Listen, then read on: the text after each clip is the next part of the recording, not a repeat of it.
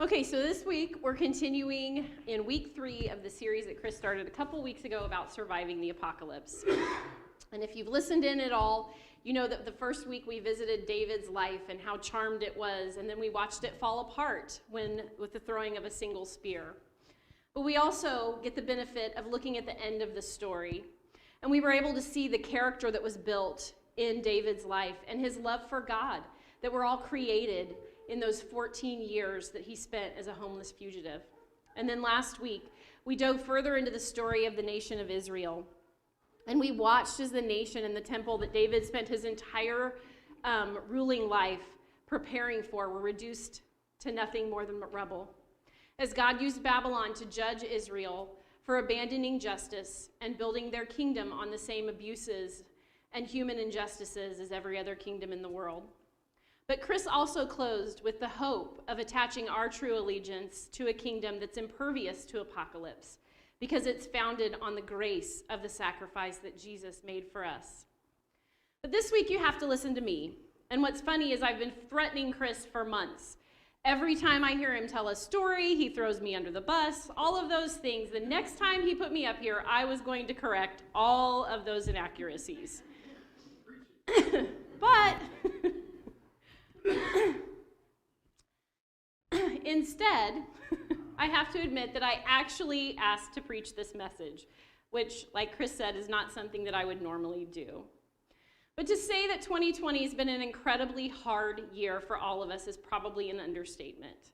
There's countless memes, TikTok videos, comedy sketches, scholarly articles, viral social media posts. I'm sure that you can all add more to my list.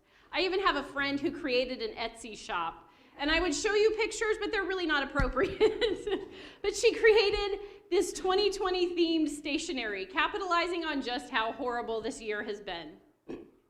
The year's been filled with horrible uncertainty and disaster from almost day one.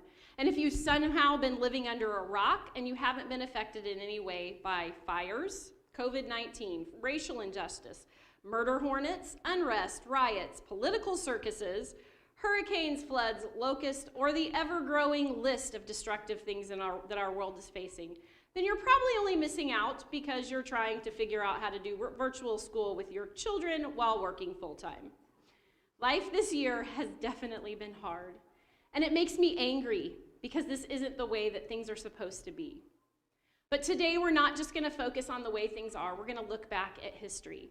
And if you know me very well at all, or if you've listened to Chris throw me under the bus and tell stories about me, then you know that I love history. In fact, as a child, if you asked me what my favorite subject in school was, I would immediately tell you, history. I love history. And I loved to read. I still love to read. I consumed books as a child about history. I especially loved Russian history, and I loved the stories of the Romanov dynasty and the Bolshevik Revolution.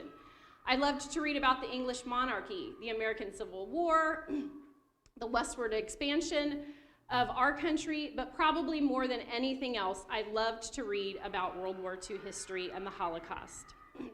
I read the stories of Anne Frank, and I read about Corrie ten Boom, and I read Night by Elie Wiesel, and I loved World War II history. In fact, I love it so much that when my 3 oldest sons went with their grandmother and my sister in 2007 to Germany, I made sure that they went to visit Dachau. It's a former concentration camp, and I was positive that my kids were going to encounter my deep love for history and my desire for them to know and learn from the past. But that's not exactly what happened. Trauma is probably more like what they experienced. And today as adults, I think they would probably all admit that they're glad a little bit, maybe, hopefully, that I made them go. But for years, I'm pretty sure they were just angry at me and thought I was some sick, cruel, sadistic person that made them take part of their vacation time to go and see some of the horrors of humanity. Well, today, I don't have the same kind of time that I used to sit and consume books about history. But I still love to learn. And so rather than read, I've developed the habit of watching documentaries, which many of you have probably already heard about. Usually I do this while I'm folding laundry, and I just happen to spend quite a bit of time folding laundry in my house. So this multitasking, though, has made me branch out from my preferred method of learning of reading. But through documentaries, I've kind of had to expand my learning because there's only so many documentaries about World War II history or Russian history or the English monarchy. Chris knows and loves British history now. Not really. Anyway, I've learned about some of the history behind some of the world's greatest inventions.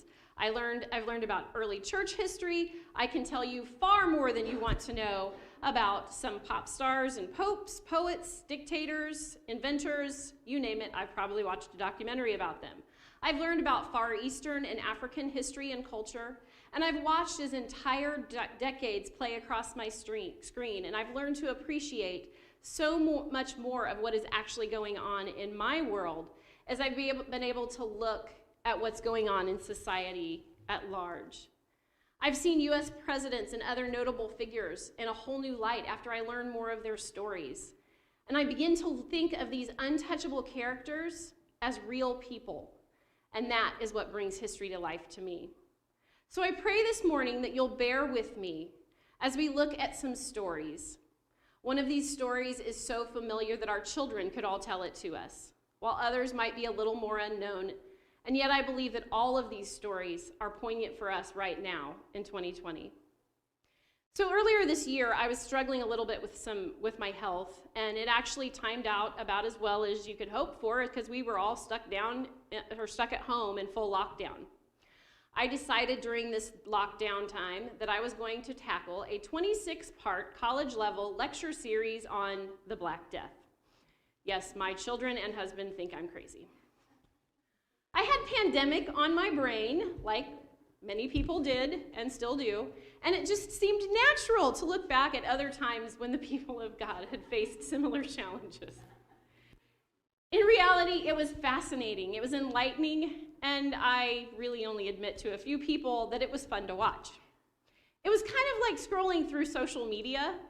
I couldn't wait to see what new challenge the lecturer was going to talk about next, and before I knew it, I was looking for ways to lock myself in my bedroom and sit and learn about the plague, and really the ways that society dealt with it. So let's just say that my laundry stayed way more caught up than usual as I got deeper and deeper into this 26-part series. And since you're now forced to sit and listen to me, you get to learn about the Black Death too. I'm going to share just a little bit of what I learned while folding laundry, towels, and sheets. But I promise this is all going to make sense. So can we go to the first slide? Okay, so this beautiful, beautiful map here that we see is part of, you see the Arabian Peninsula and the top part of the northern part of Africa, and then you see some Turkey and Greece and Italy and just a little bit of Spain. And so this is what Europe looked like. I mean, it still looks like this today, but this is kind of got some picture or some cities and stuff in Europe and in Eastern Asia in 1346. The plague that actually became known as the Black Death likely began in the Mongol city of Sarai in 1345. But because of how deadly it was, because it was highly deadly, and because of Muslim customs of burial and the way that they treated their sick people, it likely would have died out very quickly. But in 1346 or 47, we're not exactly sure, a group of Italian merchants got into a brawl with some Muslims in the Mongol city of Tana. Now, the brawl itself was a small brawl, but it ended with the death of a single Muslim. And because of the Crusades, which had ended kind of about 50 years previously, Muslims really did not like Italians. So the Italians were really afraid that the Mongol king was just going to absolutely destroy them, so they decided to skip town. So they got in their boat, and they headed for the relative safety of a town called Kaffa, which is on the other side. So if you see Tana or Sarai is up north, and Tana is just a little bit to the east of that. And then just below that is Kaffa. And so they get in their boat, they go to Kaffa, and the Mongol king decides to follow them because he is really angry that this Muslim died. So he follows them on land, and little does he know that he's bringing with him some soldiers who had become infected with the plague. As his as the plague began to grow in his army, he had these soldiers that began to die, and he had to decide what to do with all these dead bodies that are piling up in their camp. And normally they had very strict burial rituals, but they can't do that because they're sitting outside the city of Kaffa. And so he gets this brilliant idea that he's going to load these dead bodies into catapults and shoot them into the city of Kaffa. And this is our very first recorded instance of biological warfare, is during the Black Death in 1347. So over the course of the next year, the plague devastated both the entire Mongol army and all the inhabitants of the city of Kaffa. In a bid to escape the death and destruction around them, some of the wealthy decided to get on boats of their own and escape to other ports. But what they didn't realize is that they were actually taking the plague with them. Over the course of the next 5 years, not only was the Mongol Empire brought to its knees by the plague, but the whole of Europe lost approximately half of its population. So as I sat and listened to this doctor who had spent countless hours researching and learning about this apocalypse of the mid-14th century, I was struck with the familiarity of how some people reacted. I started to see some similarities to the way people react today. There were people who resorted to blaming the other for this plague. It was clearly a judgment from God for those other people. And then, as always, there were people who buried their worries in temporary pleasures. They hid away from the stress of life with numbing behaviors. And for the few wealthy, the ruling class, the go-to move was just to run away to other places, unfortunately carrying the plague with them and further spreading it. Of course, there were also the scientists, the doctors, the priests, and the ordinary citizens among them who decided to play God, and they sought to come up with cures and measures to make all the destruction stop. And as I went through this class that was focused on life almost 700 years ago, it began to become really real to me. So much, very much like the life that we're living today. And I couldn't start to help asking myself some big questions like, are we responding any differently today? And where was God in all the death and destruction, in the apocalypse that destroyed so many people in the 14th century? So I wrestled with these questions for quite a few months, knowing that somewhere in the apocalypse of the Black Death, God was present, and he was showing himself, and I just couldn't find him yet. Then one night, we were sitting in a meeting with some of the leaders here at Open Table, and someone mentioned the story of Noah. I don't even remember what they said, but the reference to that story hit a nerve. And on our drive home from that meeting, I reread the story of Noah, and that's where our reading for this morning comes from. In this story that I've read hundreds of times in my life, this story that the very youngest of our community here at Open Table could probably tell us, I found my answers to the questions about the Black Death of the 14th century and the struggles that we face here in 2020. Let's read. So Noah did everything as the Lord commanded him. Noah was 600 years old when the flood covered the earth. He went on board the boat to escape the flood, he and his wife and his sons and their wives. With them were all the various kinds of animals, those approved for eating and those for sacrifice and those that were not, along with all the birds and the small animals that scurry along the ground. They entered the boat in pairs, male and female, just as God had commanded Noah. After 7 days, the waters of the flood came and covered the earth. When Noah was 600 years old, on the 17th day of the 2nd month, all the underground waters erupted from the earth, and the rain fell in mighty torrents from the sky. The rain continued to fall for 40 days and 40 nights. That very day, Noah had gone into the boat with his wife and his sons, Shem, Ham, and Japheth, and their wives. With them in the boat were pairs of every kind of animal, domestic and wild, large and small, along with birds of every kind. 2 by 2 they came into the boat, representing every living thing that breathes.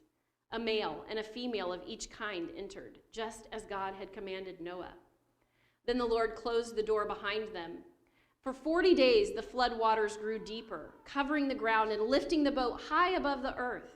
As the waters rose higher and higher above the ground, the boat floated safely on the surface. Finally, the water covered even the highest mountains on the earth, rising more than 22 feet above the highest peaks. All the living things on earth died. Birds, domestic animals, wild animals, small animals that scurry along the ground, and all the people. Everything that breathed and lived on dry land died. God wiped out every living thing on the earth, people, livestock, small animals that scurry along the ground, and the birds of the sky. All were destroyed. The only people who survived were Noah and those with him in the boat. And the flood waters covered the earth for 150 days. This is the word of the Lord. As I read this story of Noah again that night months ago, with the backdrop of this lecture series about the Black Death, I was suddenly confronted with a whole new set of complexities that I had never before contemplated. Each week as we pray, as we are sending our children off, that they would find themselves in the story of God. I think that's what happened to me this night as I read this passage from Genesis. So this morning, I'm going to ask each of you to come along with me, to use your imagination, and to think about some things that we don't actually get from the text, but maybe, just maybe, you'll find yourself in the story of God. As I found myself in the story that night with Noah, I couldn't help but wonder, what happened to Noah's cousins, his aunts, his uncles? What about his in-laws?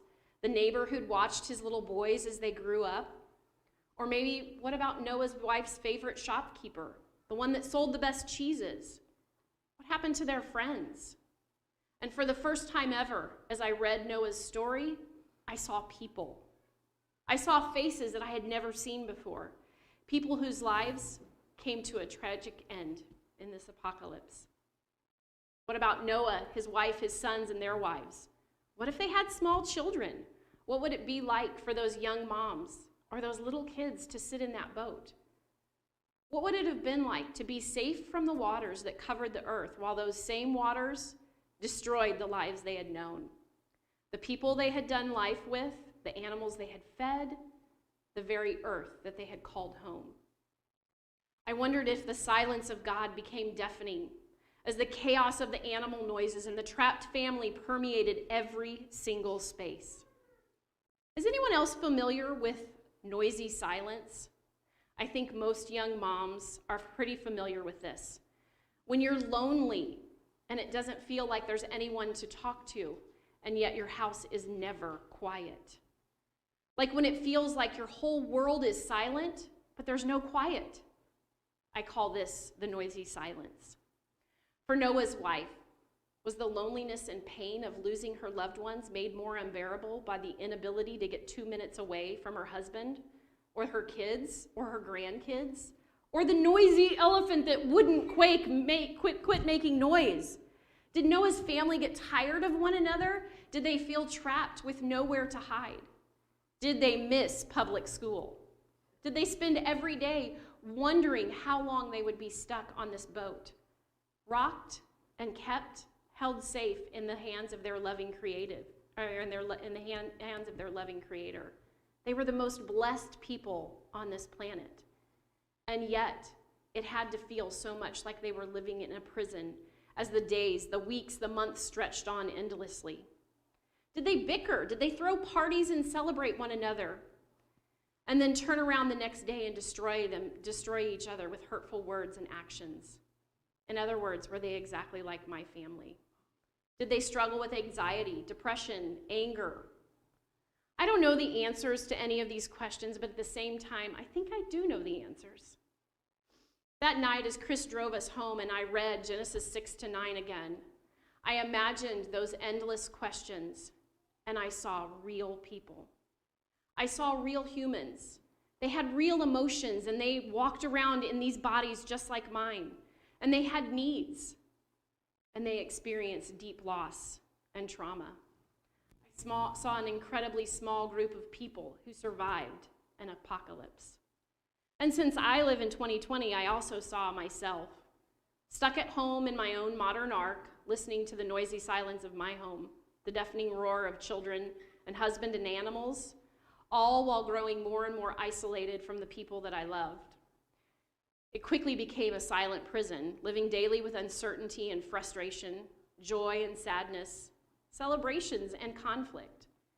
I watched as the world fell apart, knowing all the while that I was held safely by God, and that no matter what happens, I was going to be okay. And yet I was desperately begging him to show up and make all of the madness stop. I find myself wondering, how did Noah cope with all of it? What ways were there to cope? Did he hide out in the bathroom to get some quiet? Did he grab a glass of wine and take it into his closet? Did he find himself struggling with guilt over whether or not he had done enough to try and save more people? Did he spend countless hours with his thoughts, wondering just how mankind had gotten to the place where God decided that he needed to start over by trapping Noah and his family with a bunch of stinky animals on a boat floating 22 feet above the tallest mountain? How had they even gotten here? And to find answers to those questions, we have to go back to Genesis 6.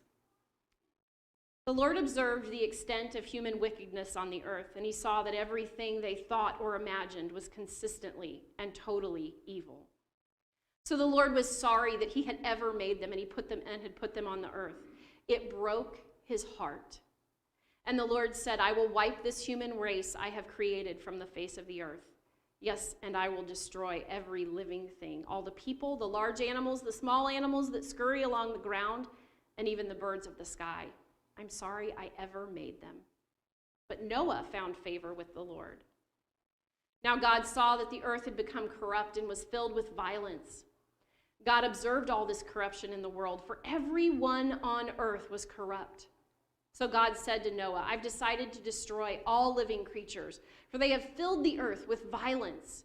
Yes, I will wipe them all out along with the earth. God's heart is broken here.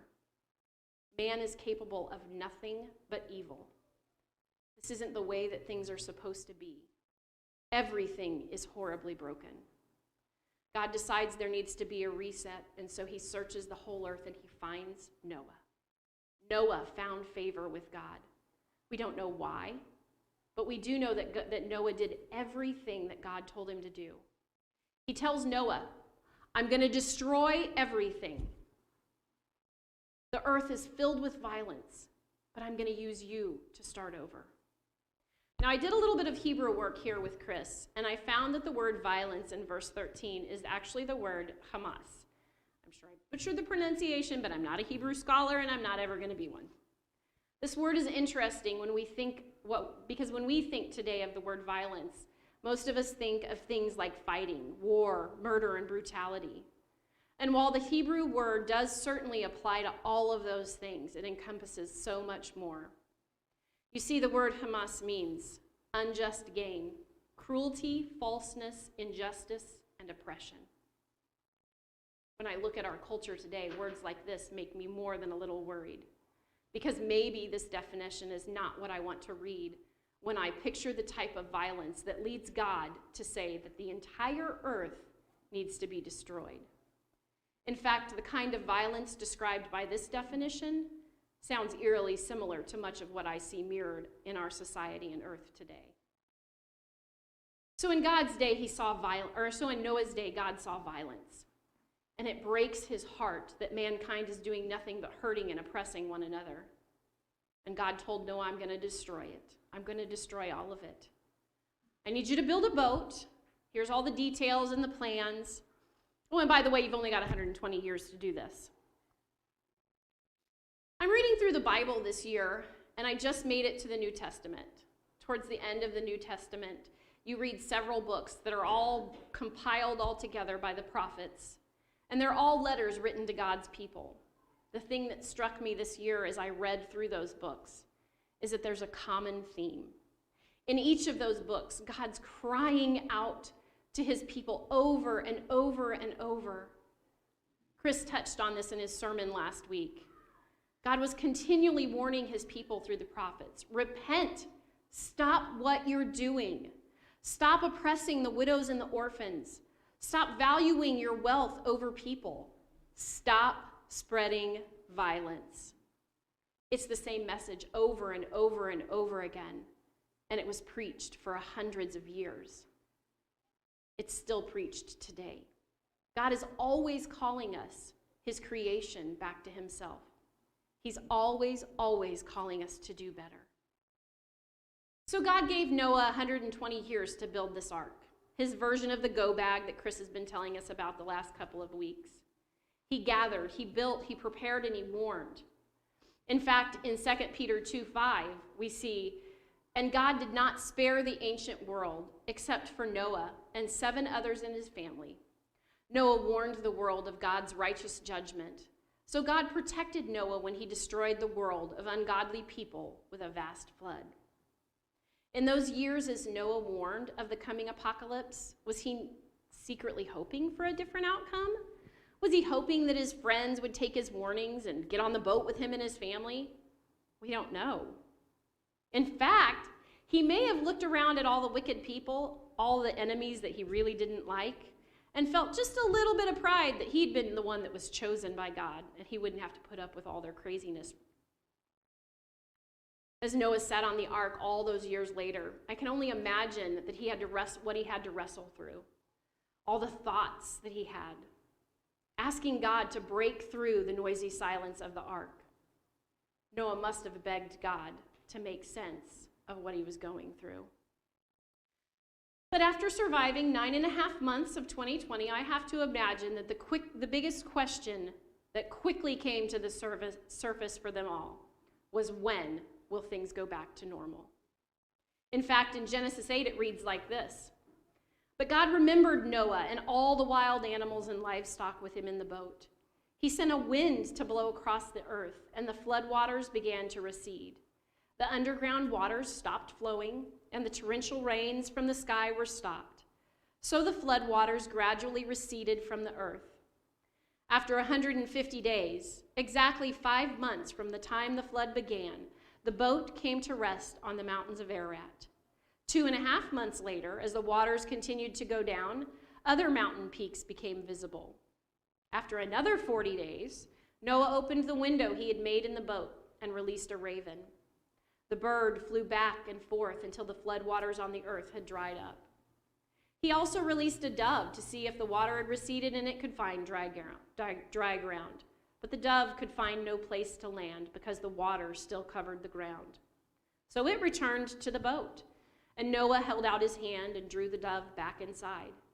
After waiting another 7 days, Noah released the dove again. This time the dove returned to him in the evening with a fresh olive leaf in its beak. Then Noah knew that the floodwaters were almost gone.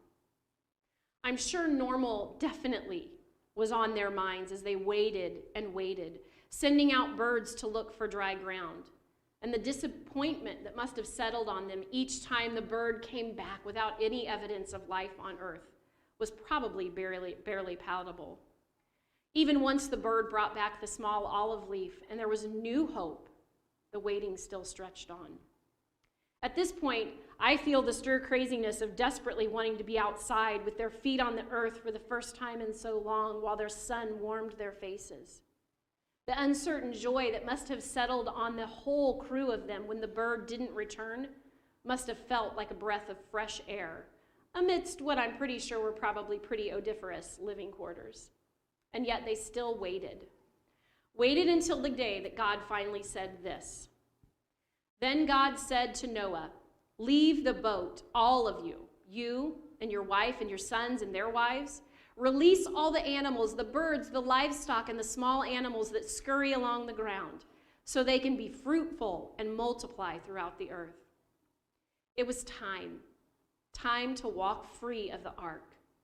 But what were they walking into? Not only were all the animals, except for the ones they had brought with them, gone, their friends and family were gone, everything lost to the destruction. In fact, the very earth had fundamentally changed. We know that before the flood, there had never been rain on the earth, and we know from floods that we've seen that the earth would have been catastrophically different from the earth that they had known.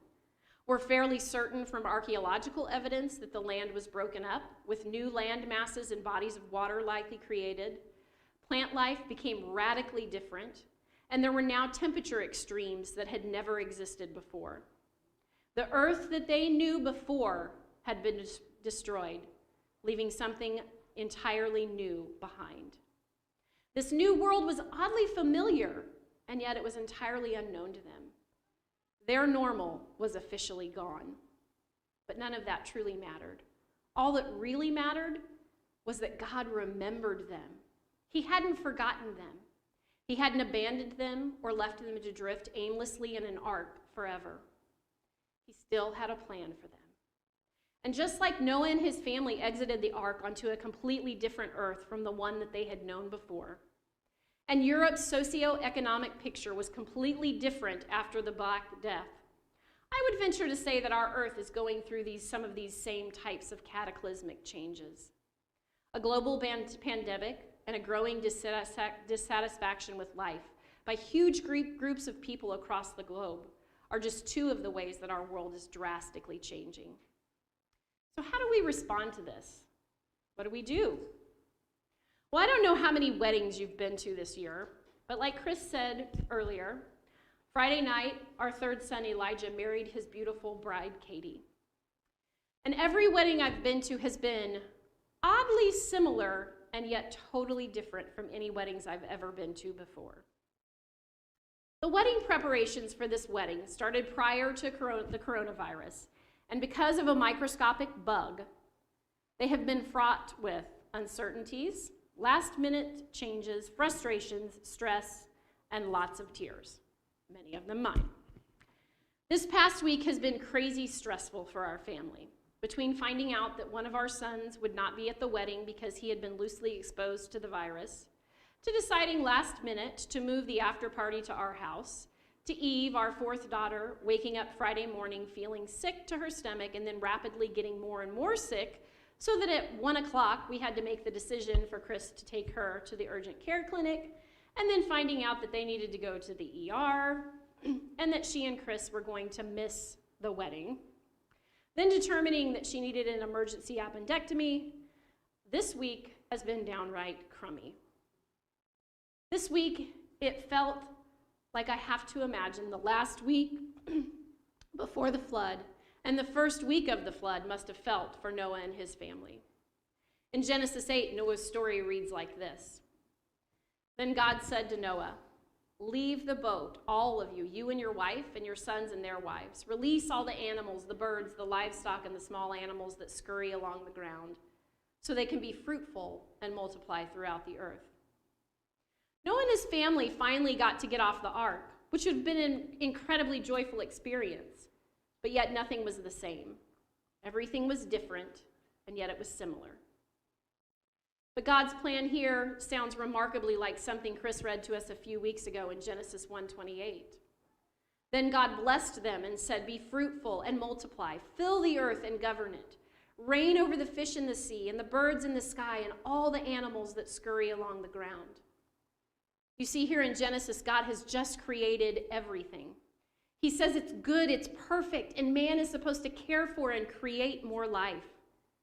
But things quickly fell apart. But if you remember from that same sermon, Chris shared with us something from the very end of the Bible. In Revelation 22, we see this. Then the angel showed me a river with the water of life, clear as crystal, flowing from the throne of God and of the Lamb. It flowed down the center of the main street. On each side of the river grew a tree of life, bearing 12 crops of fruit, with a fresh crop each month. The leaves were used for medicine to heal the nations. No longer will there be a curse upon anything. For the throne of God and of the Lamb will be there, and his servants will worship him. This is such a beautiful reminder to us that God created perfection in the beginning, and he intends to restore that perfection. That perfect garden where God placed Adam and Eve becomes a city that brings light. And instead of rivers that created the boundaries of that garden, a river that gives life flows forth from the throne of God. Rather than protecting man from eating from the tree of life, the very leaves of those trees are used to heal the nations. You see, God is a God of restoration, and that is where our creation, that is where our earth is headed. Restoration of the perfection that he created in the beginning. And yet here we are in 2020. We're stuck somewhere between Genesis and Revelation, searching for glimpses of redemption and restoration. Where do we find redemption in our story? I think if we look at the story of Noah, as God repeats again to Noah, that humanity's job is still the same that it was in the beginning, before everything fell apart. He said, care for the earth, be fruitful, multiply, rebuild, restore. In order to obey God's word, they would have to continue to do the work of learning to care for and love one another. Maybe, just maybe, the whole time that Noah's people were on the ark, they weren't floating aimlessly, waiting for God to let them out. Maybe they were just practicing God's original plan of caring for creation in a different way.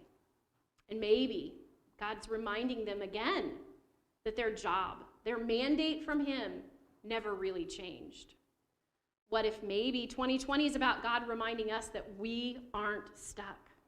We're not waiting for him to show up. Maybe 2020 is about him reminding us that he's right here, gently whispering to us that our job, our mandate from him still hasn't changed. It's still care for my creation, care for one another, create, rebuild, be fruitful, make more of my disciples.